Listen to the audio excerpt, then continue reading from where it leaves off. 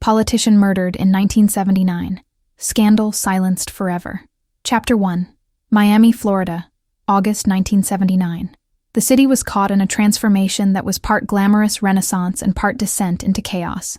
The Art Deco buildings of Miami Beach were being discovered by a new generation of tourists and investors, while cocaine money poured through the city's banks and real estate offices like a flood tide. Violence was escalating as rival drug trafficking organizations fought for control of the lucrative trade routes through South Florida. The bodies were piling up at a rate that would soon make Miami the murder capital of America. But while the drug wars captured headlines and public attention, another kind of corruption was thriving in the marble halls of the state capitol in Tallahassee. Political corruption in Florida had always existed, as inevitable as hurricanes and humidity. But by 1979, it had reached levels that shocked even cynical observers. State contracts were bought and sold like commodities. Kickbacks and bribes were so routine, they were practically line items in corporate budgets. And those who benefited from the system had every reason to ensure it continued undisturbed. Senator James Thornton represented a district in Central Florida and had served in the state Senate for 12 years. At 47, he was in his political prime, respected by colleagues from both parties for his intelligence and integrity. He had built his career on transportation issues, serving on the Senate Transportation Committee and becoming an expert on highway construction, public transit, and infrastructure funding. It was technical, unglamorous work, but Thornton believed in it.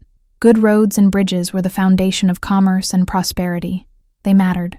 What Thornton didn't realize, at least not initially, was that his expertise had put him in a position to see things that powerful people preferred remain hidden.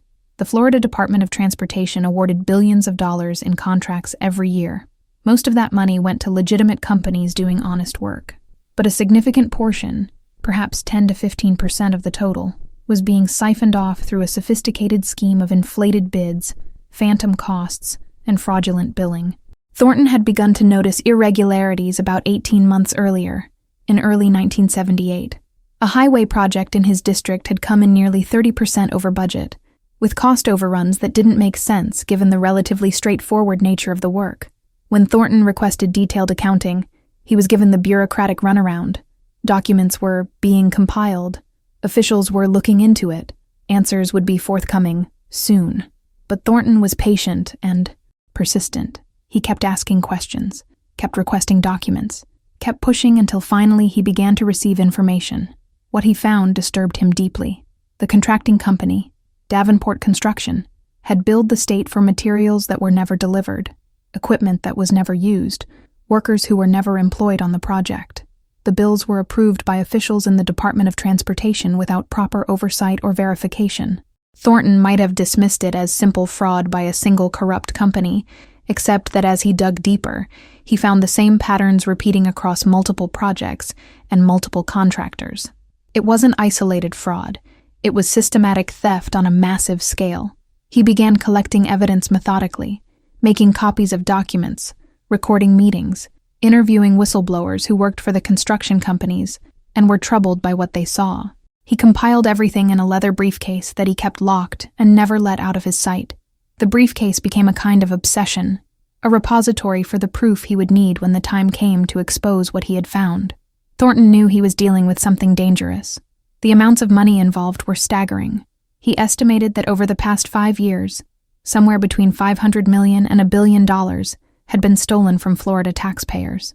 That kind of money created powerful incentives to keep the scheme hidden. People had been killed for far less. But Thornton believed in the system. He believed that exposing corruption was his duty as an elected official. He believed that the law would protect him, that the institutions of democracy were strong enough to withstand the revelations he was about to make. He believed, perhaps naively, that truth mattered more than power.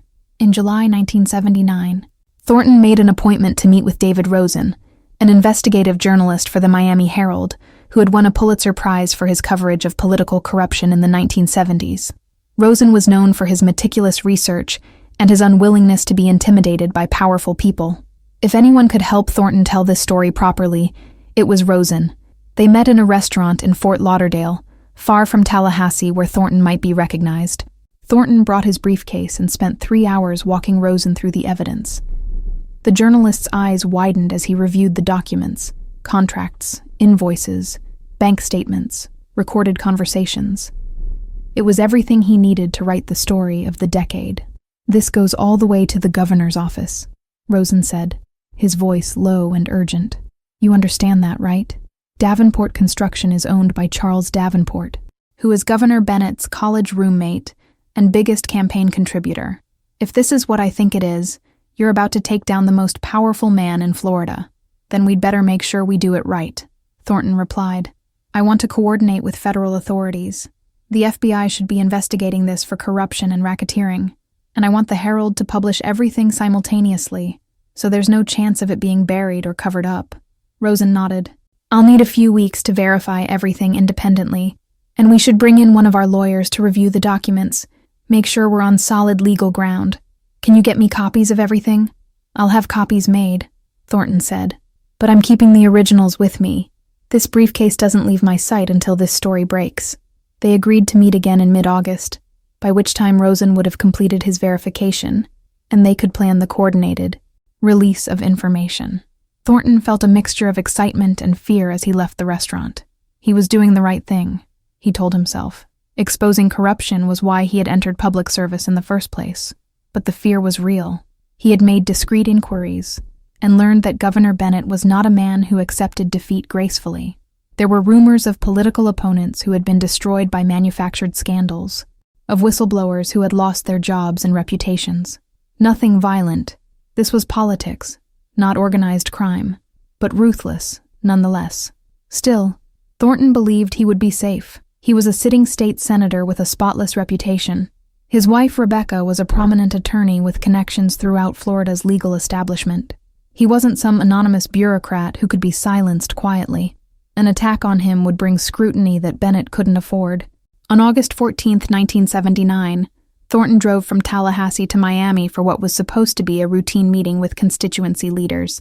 He checked into the Fontainebleau Hotel on Miami Beach, a legendary establishment that had hosted presidents and movie stars. His room was on the 8th floor, with a view of the Atlantic Ocean. He had a dinner meeting scheduled for 7 o'clock, and then he planned to review his documents one more time before his follow-up meeting with David Rosen. The next day, James Thornton did not know, as he unpacked his briefcase and laid out his documents on the hotel room desk, that he had less than 6 hours to live. He did not know that his name had been discussed in hushed conversations in very different rooms, that his death had been decided upon, that the machinery of murder had already been set in motion.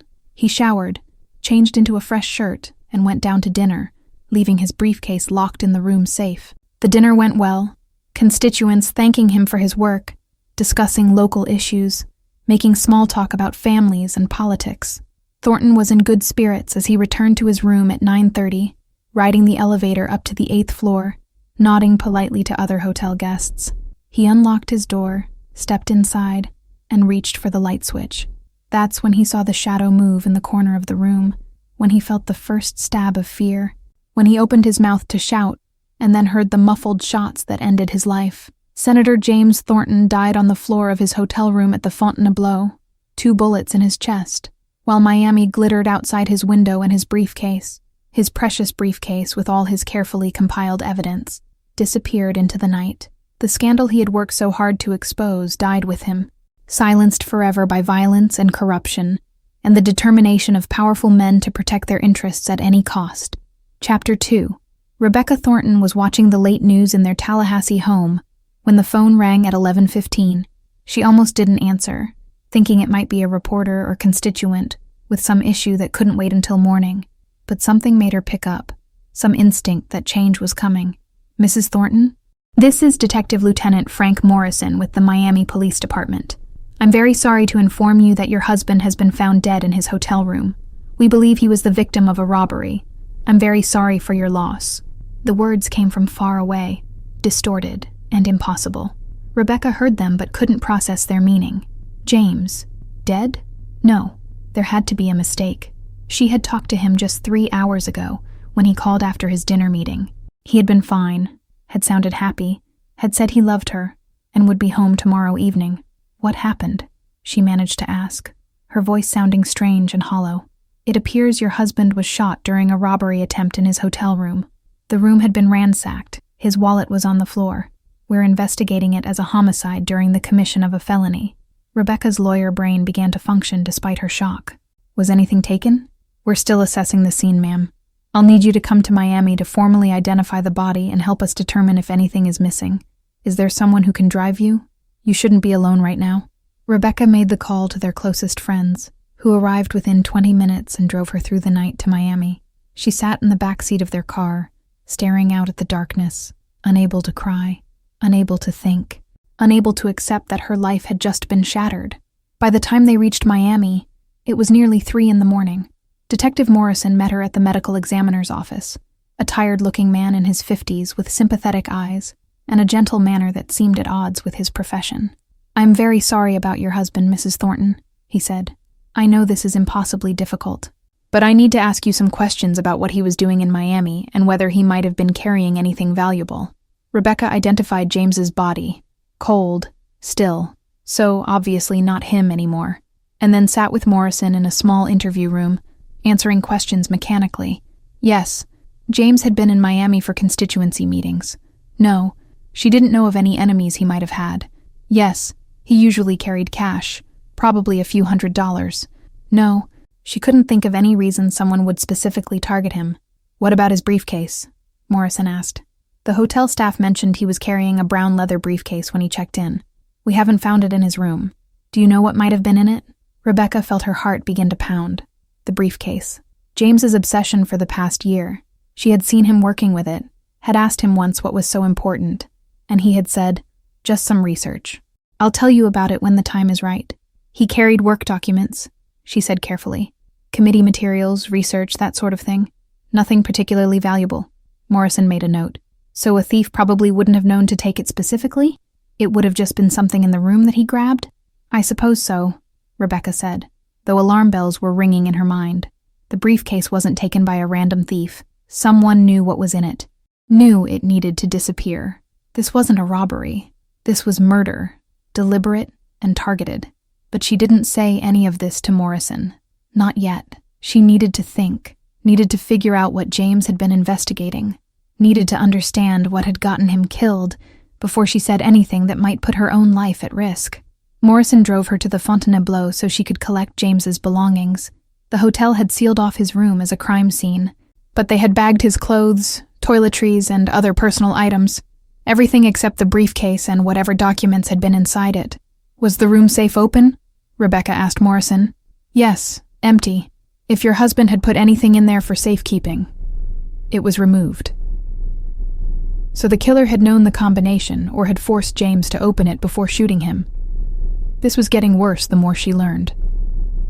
Rebecca returned to Tallahassee in a daze, her mind churning through possibilities and implications. She needed to contact David Rosen at the Miami Herald. If James had been working with a journalist, Rosen might know what was in the briefcase, might have copies of the documents.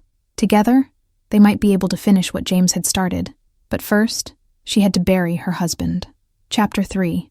The funeral was held 4 days later at the First Presbyterian Church in Tallahassee, attended by hundreds of mourners, including most of the state legislature and Governor Bennett himself. Bennett gave a eulogy, praising James Thornton as a dedicated public servant and tragic loss to Florida. Rebecca watched him from the front pew, her face composed but her mind screaming. "You did this. You or your people. You killed my husband to protect your corruption." But she had no proof. Just suspicions and the certainty that James's death was too convenient, too perfectly timed. After the funeral, Rebecca contacted David Rosen. They met in a park in Orlando, both paranoid about being overheard or followed. Rosen looked shaken, his usual confidence replaced by visible fear. "I've been threatened," he told Rebecca. "Nothing explicit, but a man approached me in a parking garage 2 days after James was killed. He said it would be a shame if something happened to my family. He said some stories aren't worth pursuing. Then he walked away. I reported it to police, but they said there was nothing they could do since no actual threat was made." "Did James give you copies of his documents?" Rebecca asked. "Some of them. Not everything.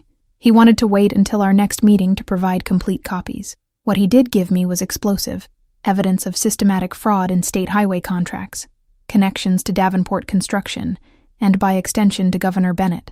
but without the complete documentation. I can't publish. My editors won't run a story this serious unless it's absolutely airtight. What about going to federal authorities? The FBI? Rosen shook his head. I reached out to a contact I have at the FBI field office in Miami. He told me, off the record, that they've been ordered to stay out of this. Apparently there's no federal interest in investigating a robbery-homicide that's being handled by local police. But it wasn't a robbery, Rebecca said. It was an assassination. We know that. The FBI probably knows that. But nobody's going to say it officially. Too many powerful people are invested in this being classified as just another crime in violent Miami. They sat in silence for a moment, both understanding that they were trapped. The evidence was gone. The journalist had been intimidated. The FBI had been warned off, and the man responsible for it all was sitting in the governor's mansion, untouchable. I'm not giving up, Rebecca finally said. James died trying to expose this. I'm not going to let his death be meaningless. Be careful, Rosen warned. These people have killed once. They won't hesitate to kill again. Over the following months, Rebecca tried to pursue the investigation on her own. She hired a private investigator to look into Davenport Construction and its relationship with the governor's office. She filed Freedom of Information Act requests for state transportation records. She contacted potential whistleblowers who might have worked on the fraudulent contracts. But everywhere she turned, she hit walls. The private investigator was suddenly unwilling to continue his work, claiming he had conflicts of interest. The FOIA requests were delayed, denied, or returned with heavily redacted documents that revealed nothing. The whistleblowers refused to talk to her, too frightened of losing their jobs or worse. Detective Morrison in Miami continued his investigation, but even he seemed constrained. When Rebecca called him for updates, he was polite but evasive. We're following leads, he would say. We haven't forgotten about your husband's case. But nothing ever seemed to happen. No arrests were made. No new evidence was found. The case was slowly, inexorably going cold. In December 1979, 4 months after James's death, Governor Bennett announced that he would not seek re-election. He cited personal reasons and a desire to spend more time with his family. Political observers noted that his poll numbers had been declining amid vague rumors of corruption, though nothing specific had been reported. He left office in January 1981 and immediately took a lucrative position on the board of directors of Davenport Construction. The message was clear. The scheme would continue. The players might change, but the game remained the same.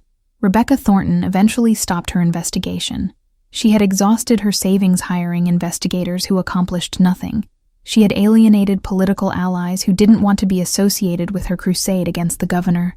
She had received enough subtle warnings. Strange cars parked near her house, hang-up phone calls, concerned friends, suggesting she let things go, to understand that pursuing this further would be dangerous.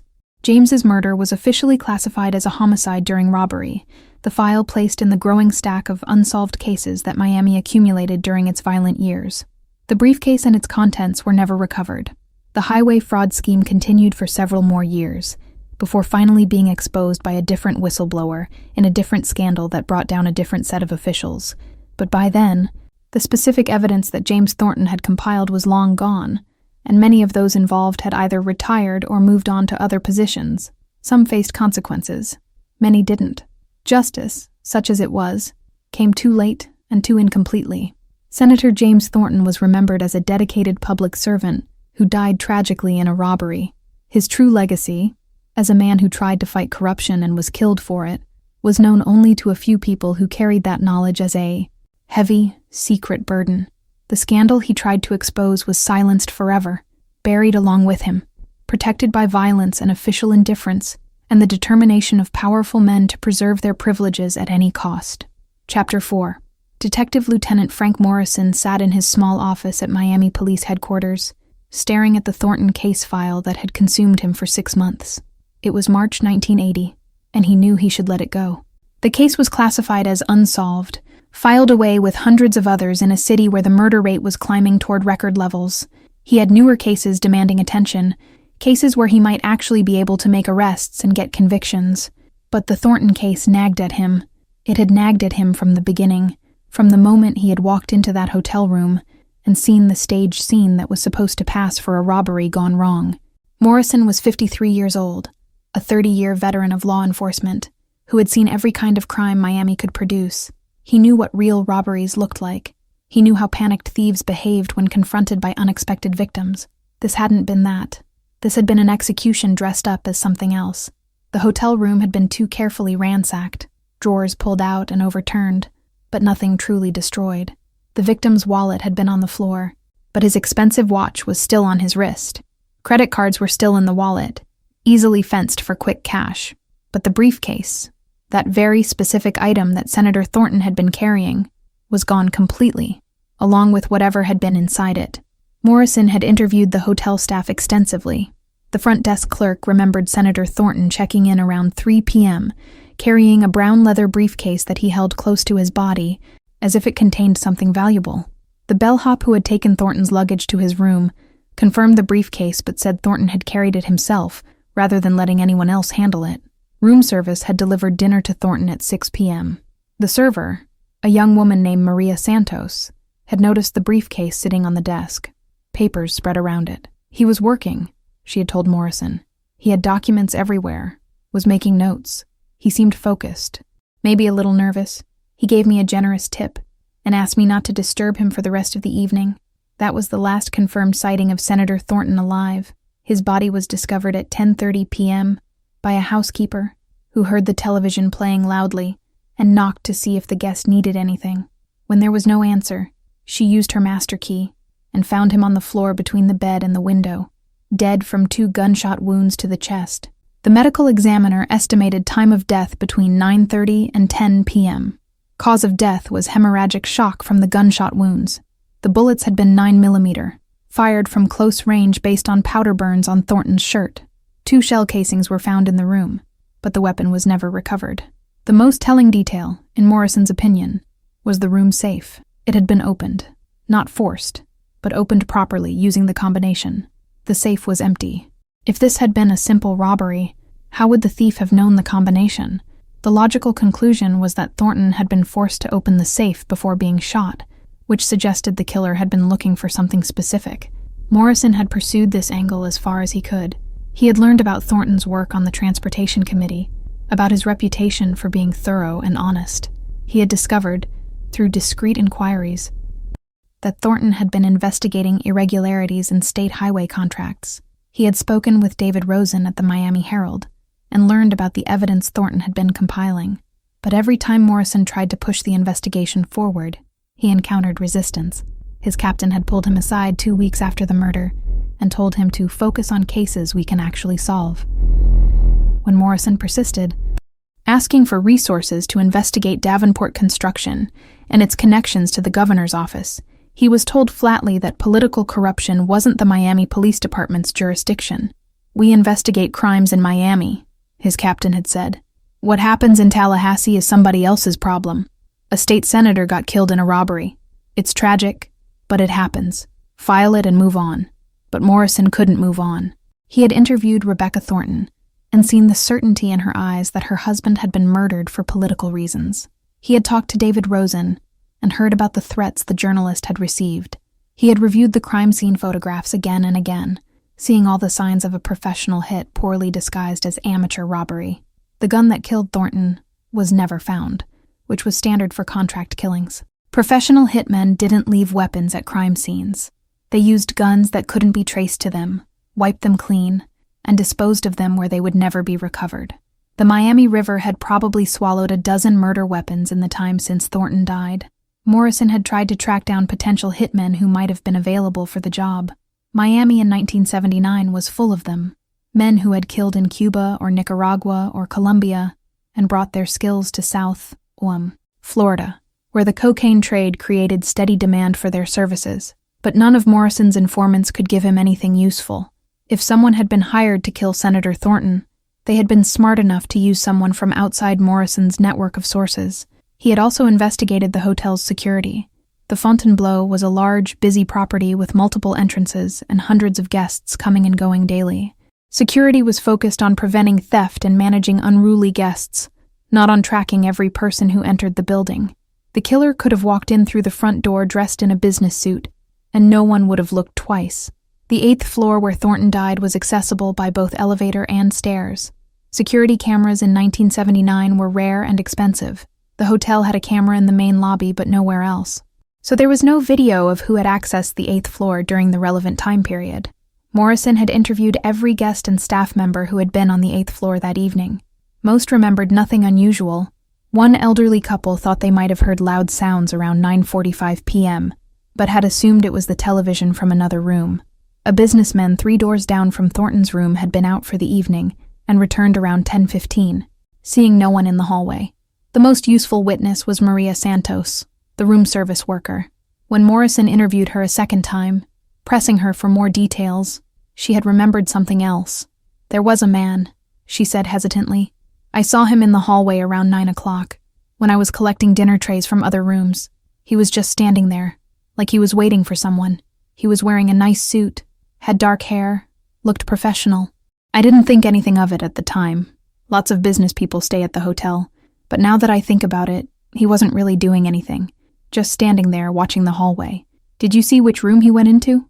Morrison asked. "No, I had other deliveries to make. When I came back through that hallway 10 minutes later, he was gone." Morrison had Maria work with a police sketch artist to create a composite drawing of the man. The result showed an unremarkable face, Latino or Mediterranean features, dark hair, perhaps 40 years old, clean-shaven. It could have been thousands of men in Miami. Morrison distributed the sketch to hotels and businesses in Miami Beach, asking if anyone recognized the man. He got back dozens of possible matches, all of which led nowhere. Without a name or specific identification, the sketch was useless. As spring 1980 turned to summer, Morrison continued to work the case in his spare time, but he was getting nowhere. The trail had gone cold. The evidence had been destroyed or removed. The witnesses had nothing useful to offer, and the political will to pursue a difficult investigation simply didn't exist. Chapter 5. In September 1980, 14 months after Senator Thornton's murder, a break in the case came from an unexpected direction. A man named Vincent Calabresi walked into FBI headquarters in Miami and asked to speak with someone about political corruption in Florida. Calabresi was a 46-year-old accountant who had worked for Davenport Construction for 8 years. He was tired, scared, and carrying a briefcase full of documents that he claimed proved systematic fraud in state highway contracts. He wanted witness protection, immunity from prosecution, and a promise that the government would act on the information he was providing. Special Agent Patricia Caldwell was assigned to interview Calabresi. She was 34 years old, one of the few female special agents in the Miami field office, with a reputation for thorough investigations and an unwillingness to be intimidated by powerful subjects. When she heard Calabresi's story, she immediately recognized its connection to the Thornton murder. "I knew Senator Thornton was killed because of what he knew," Calabresi told Caldwell.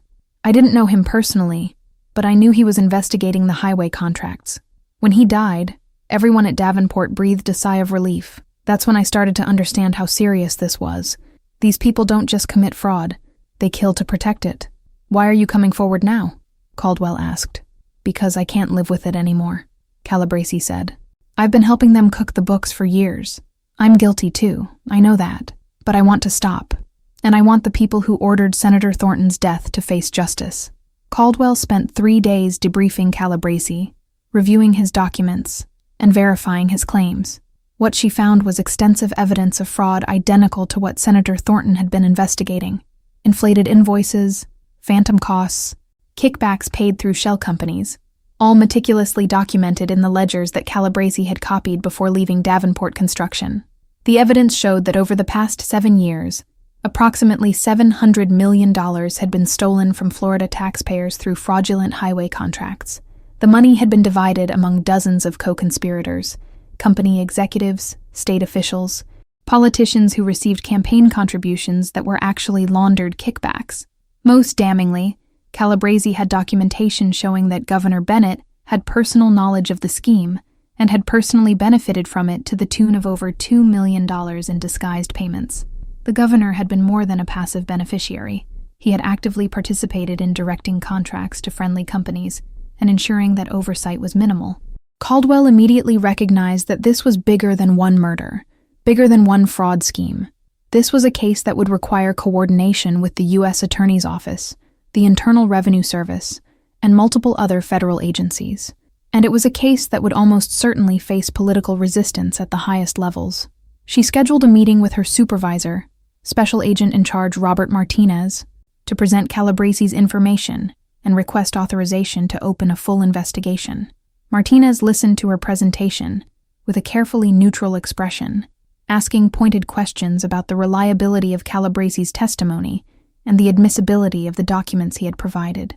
At the end of the meeting, Martinez leaned back in his chair and sighed. "This is going to be a nightmare," he said. "Governor Bennett has friends in Washington, powerful friends. If we go after him, we better be absolutely certain we can win, because if we fail, careers are going to end. Mine, yours, everyone involved. The evidence is solid," Caldwell said. "Calabresi is credible, and we have a dead U.S. Senator who was murdered to prevent him from exposing this exact same scheme. We have a duty to investigate." "State Senator," Martinez corrected. "Senator Thornton was a state senator, not federal. That's an important distinction. The FBI doesn't typically investigate the murder of state officials unless there's a clear federal interest. The federal interest is the fraud," Caldwell argued. $700 million stolen from federally funded highway projects. That's absolutely within our jurisdiction. Martinez nodded slowly. "All right, I'll authorize a preliminary investigation, but this stays small and quiet for now. You, one other agent, and whatever analyst support you need. No grand juries, no search warrants, nothing that will tip off the subjects until we're ready to move. And if at any point I determine this isn't going anywhere, we shut it down immediately. Understood?" "Understood," Caldwell said. Over the next 6 months, Caldwell and her partner, Special Agent Thomas Chen, conducted what would become one of the most significant political corruption investigations in Florida history. They interviewed dozens of witnesses, reviewed thousands of pages of documents, traced money through complex networks of shell companies and offshore accounts. They worked 12 and 14-hour days, knowing that at any moment the investigation could be shut down if it became politically inconvenient. They also coordinated with Detective Morrison in Miami, who provided them with everything he had developed about Senator Thornton's murder. Morrison was grateful that someone was finally taking the case seriously, though he was skeptical that the FBI would actually follow through. "I've seen too many investigations get squashed because they threatened the wrong people," Morrison told Caldwell. "These people have money and connections. They'll fight back." "Let them fight," Caldwell said. "We've got the evidence, we've got witnesses, and we've got prosecutors who are willing to take this to trial." By April 1981, the FBI had built a comprehensive case against Davenport Construction and its co-conspirators. They had evidence of fraud, money laundering, tax evasion, and conspiracy. They had Calabresi's testimony backed up by documents and corroborated by other witnesses who had agreed to cooperate. What they didn't have was direct evidence linking anyone to Senator Thornton's murder. They had a clear motive. Thornton's investigation had threatened to expose the fraud scheme, but they couldn't prove who had ordered the hit or who had carried it out. The murder weapon was never found. No witness could definitively place any of the suspects at the Fontainebleau Hotel on the night of the killing, and none of the cooperating witnesses would admit to knowledge of murder for hire. Caldwell pushed her witnesses hard, particularly Calabresi, trying to get someone to break and provide information about the murder. But everyone claimed ignorance. The fraud, yes, they would admit to that. But murder? No one wanted to go down for that. "Someone knows," Caldwell told Chen in frustration. "Murder for hire doesn't happen in a vacuum. Money changed hands. Conversations happened. Someone arranged it. Someone carried it out. Someone knows the truth. Maybe everyone involved in that part is dead or out of the country," Chen suggested. "These people use professionals for hits, professionals who don't leave witnesses and don't talk." In May 1981, the U.S. Attorney's Office for the Southern District of Florida convened a federal grand jury to hear evidence of fraud in Florida highway contracts. Over 6 weeks, the grand jury heard testimony from Calabresi and other cooperating witnesses, reviewed thousands of pages of documents, and listened to FBI agents explain the scope of the conspiracy. On June 15, 1981, the grand jury returned indictments against 17 individuals and 4 corporations. Charles Davenport was indicted on multiple counts of fraud, money laundering, and tax evasion. 5 other Davenport construction executives faced similar charges. 8 state officials, including 2 members of the Transportation Department's executive staff, were indicted for accepting bribes and conspiring to defraud the government. But Governor Bennett was not indicted. Despite the evidence showing his involvement, the U.S. attorney determined that proving his personal knowledge and criminal intent would be too difficult. Bennett had been careful to insulate himself through intermediaries and plausible deniability. Unless one of the indicted co-conspirators flipped and provided direct testimony about Bennett's role, the case against him wasn't strong enough to bring charges against a former governor. The news of the indictments dominated headlines across Florida. The Miami Herald, with David Rosen writing the main story, published extensive coverage of the fraud scheme and its connections to the Thornton murder. Rosen's article included the detail that Senator Thornton had been investigating the exact same fraud that had now been proven through federal indictment, and noted the suspicious timing of his death. Rebecca Thornton read the coverage with mixed emotions. Vindication that James had been right, that the fraud was real and massive and worthy of exposure, but frustration that the murder investigation remained stalled, that no one had been charged with her husband's death, that the people responsible for ordering the hit remained free. She called Detective Morrison, who had been monitoring the federal investigation closely. "What about the murder?" she asked. "Will the FBI investigate that now that they've proven the fraud?" "They've been investigating," Morrison said. "Agent Caldwell has been working that angle. But proving fraud is different from proving murder. The evidence just isn't there. I'm sorry, Mrs. Thornton. I know that's not what you want to hear. So James's killers get away with it? Maybe not forever," Morrison said. "Sometimes these cases break years later. Someone gets arrested for something else and decides to trade information. Someone has a crisis of conscience. Someone's relative comes forward after they die. It happens. We won't stop looking." But Rebecca could hear the resignation in his voice. Morrison didn't really believe the murder would be solved. Too much time had passed. Too many leads had gone cold. The investigation would remain officially open, but inactive. Another unsolved case in a file cabinet somewhere. Chapter 6. The trials of those indicted in the highway fraud scheme stretched across 2 years. From 1981 to 1983, Charles Davenport fought the charges aggressively, hiring the best criminal defense attorneys money could buy. His lawyers argued that Calabresi was an unreliable witness with his own motives for lying, that the documents had been taken illegally, that the government's case was built on circumstantial evidence and speculation. But the evidence was too strong and too extensive. In March 1982, Davenport was convicted on 18 counts of fraud and money laundering. He was sentenced to 15 years in federal prison and ordered to pay $30 million in restitution. Other defendants received sentences ranging from probation to 12 years, depending on their level of involvement in the scheme. Governor Bennett was never charged, though his political career was effectively over. He resigned from the board of Davenport Construction and retreated from public life, moving to an estate in the Florida Keys, where he lived quietly, his reputation destroyed even if he had avoided prison. The convictions were widely viewed as a victory for law enforcement and a blow against political corruption. Federal prosecutors held press conferences celebrating their success. The FBI touted the case as an example of how complex financial crimes could be successfully investigated and prosecuted. Reform legislation was passed in Tallahassee to increase oversight of state contracts and make fraud more difficult. But Senator James Thornton's murder remained unsolved. The case file sat in Detective Morrison's office, occasionally reviewed but never advancing. The briefcase and its contents were never recovered. The person who had pulled the trigger was never identified. The people who had ordered the hit were never charged. In November 1983, 4 years after Thornton's death, Rebecca received an unexpected phone call from Agent Caldwell. "Mrs. Thornton, I wanted to let you know that we've had a development in your husband's case. One of the defendants in the fraud trial, a man named Richard Flores, has agreed to cooperate with us in exchange for a reduced sentence. He's provided information about a conversation he overheard in 1979 regarding your husband." Rebecca's heart began to race. "What did he say?" "According to Flores, about a week before your husband was killed, he was at a meeting at Davenport Construction headquarters in Tampa. He overheard Charles Davenport and another executive discussing the senator problem and how they needed to handle it before he ruins everything. Flores didn't think much of it at the time. He assumed they meant political pressure or public relations. But after Senator Thornton was killed, he remembered the conversation and realized it might have been about arranging his murder. Can he testify to that?" Rebecca asked. "He has testified to it in a sealed deposition. The problem is that overheard fragments of conversation aren't enough to bring murder charges. Davenport can claim they were talking about lobbying efforts or legal strategies. Without direct evidence that he hired a hitman or ordered the killing, we can't charge him.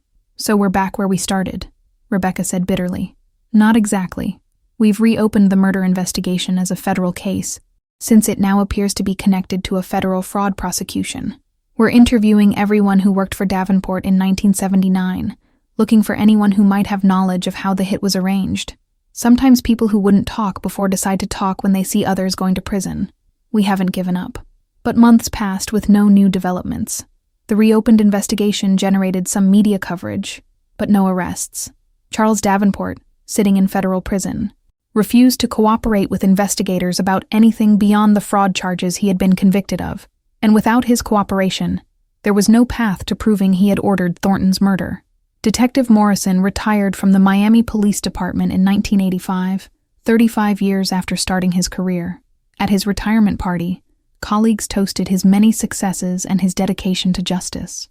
But Morrison knew that the Thornton case would always be his greatest failure, the one that got away, the crime he couldn't solve despite knowing exactly what had happened.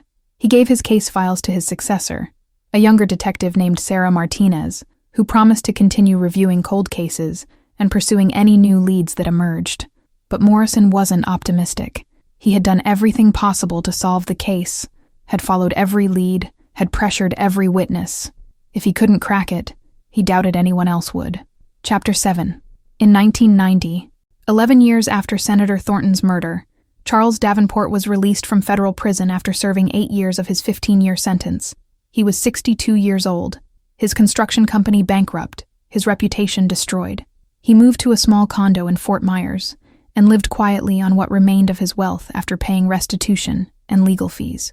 Rebecca Thornton, now 64, read about his release in the newspaper and felt a familiar rage building. This man had almost certainly ordered her husband's death, and he had served only 8 years for fraud. The murder had never been proven, never prosecuted, never punished.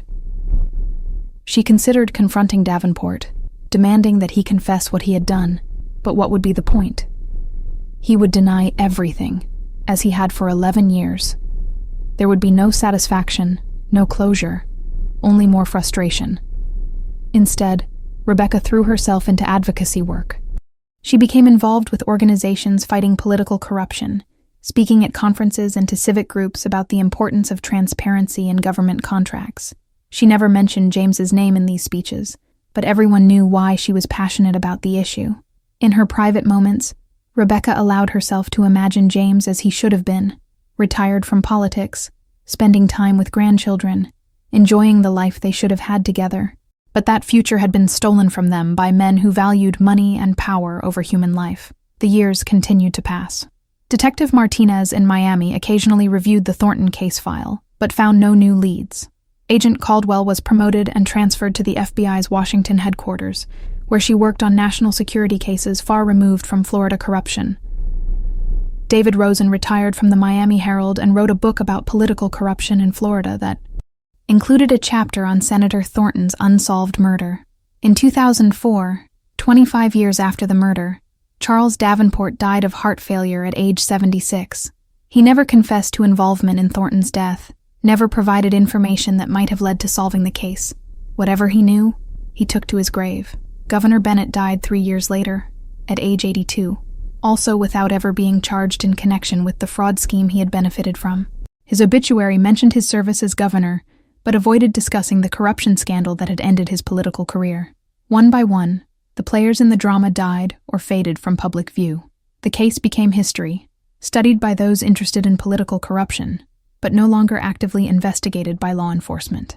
Epilogue. Rebecca Thornton died in 2015 at the age of 89, 36 years after her husband's murder. She never remarried, never truly moved past the loss of James and the injustice of his unsolved death. At her funeral, her son spoke about her strength and her dedication to fighting corruption in her husband's memory.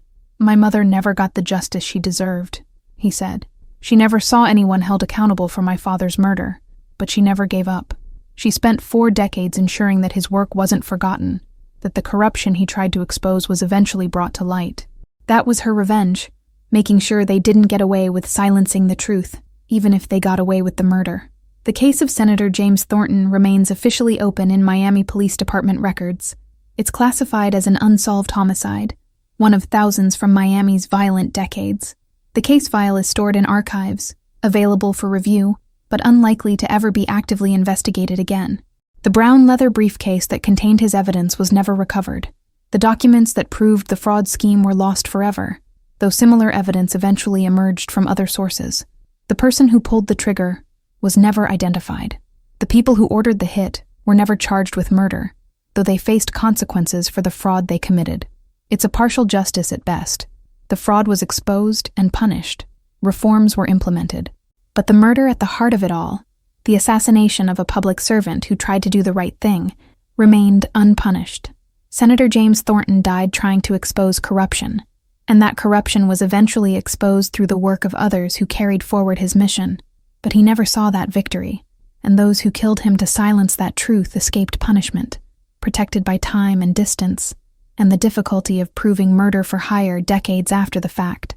The scandal was silenced forever, not because the truth didn't come out eventually, but because the darkest part of that truth, the murder itself, could never be definitively proven.